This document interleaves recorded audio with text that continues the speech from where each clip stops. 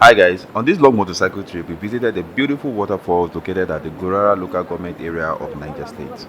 And I'll be sharing with you my top 5 mistakes you should never make while traveling on the long distance in Nigeria, as well as the history of the Gurara Waterfalls. I'm a biker and I'm based in Abuja, the Federal Capital Territory of the Federal Republic of Nigeria, and I create good motorcycle, travel and food content for YouTube and Instagram.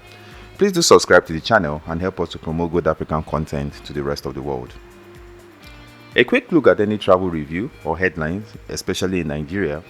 It is strongly advised not to travel to certain states within Nigeria due to frequent violent attacks and high threat of kidnapping.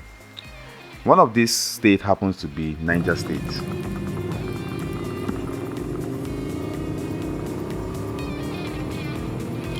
The good news is that the area that we were traveling to had little security risks. So we rode from Abuja, the Federal Capital Territory, to Minna, the capital of Niger State, which is about 170 kilometers, using the Bida-Abuja Expressway. And 1 hour into the trip, we stopped at the beautiful Gurara Waterfalls. So according to history, the waterfall was discovered by Gwari hunters around 1745, and also the waterfall was named after two gods, the Gura and the Rara, and the people living within the community worship the waterfalls. Anyway, the waterfall is about 30 meters in height and it peaks between April and November. Sorry, it peaks within April to November, and the lowest peak is between January to March, which is the safest point for you to swim in the water because this is when it is clean and calm. Although I recommend you don't swim in the water at all. So this journey was very enjoyable, and in my opinion this is one of the best ways to explore Nigeria. The sightseeing and the tourist attraction even made the journey more enjoyable, even though there were some risks involved. And we learned a few lessons along the way, and I'll be sharing that with you to help you on your next motorcycle trip, or if you're just going to travel within Nigeria generally. And so let's start with the most common mistake you should not make when you're traveling within Nigeria. The common mistake I see a lot of us doing is that we make mistakes by not planning the trip well enough. Every successful journey starts with a good plan. Road travel in Nigeria can be chaotic, especially when it's mixed with traffic and bad roads.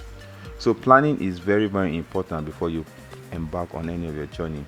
So these are some pointers you should use anytime you're planning your trips. So first, you should plan and research the route to your destination very well. You do not want to avoid traffic and bad road and end up in a high danger zone. Secondly, my personal opinion is that even you want to travel within Nigeria, you should plan your trip within the hours of 8 in the morning to get to your destination by 4 in the evening. If this is not possible, I advise you to break your trips into days. Long distance motorcycle trip is extremely taxing physically and mentally. In the months leading to your trip, you should improve your riding fitness as well as your stamina. Lastly, when you're planning your trip, you should plan smart breaks to refuel, stretch your legs, toilet breaks, eat and keep hydrated. The second mistake we're going to be talking about is your choice of motorcycle. Don't get me wrong, any motorcycle can take you on a long trip. However, some bikes handle better than others.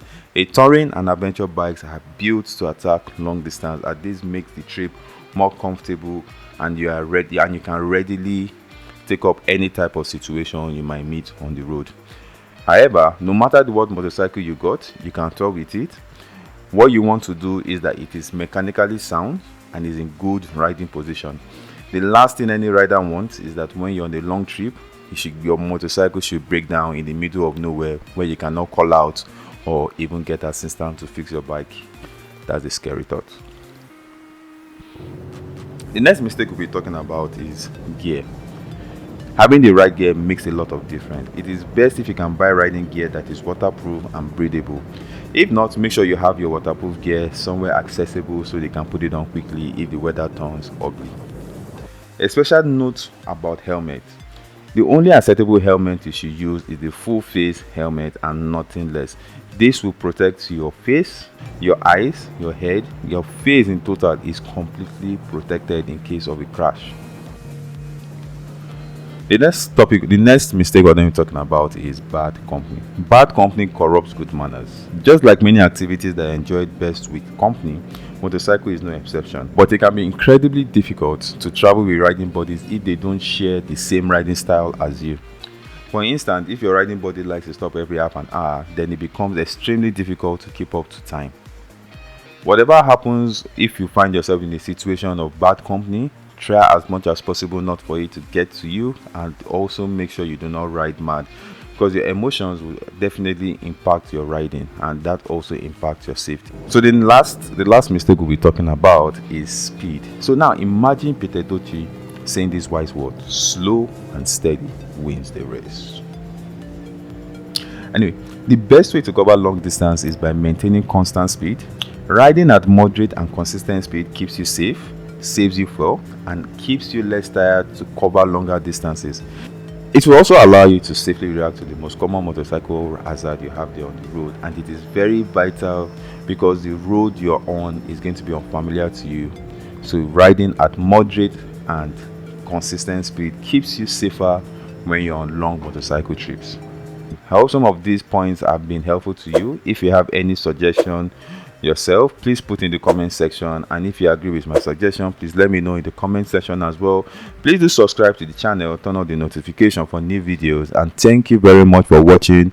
It's been great sharing this with you. See you on the next one.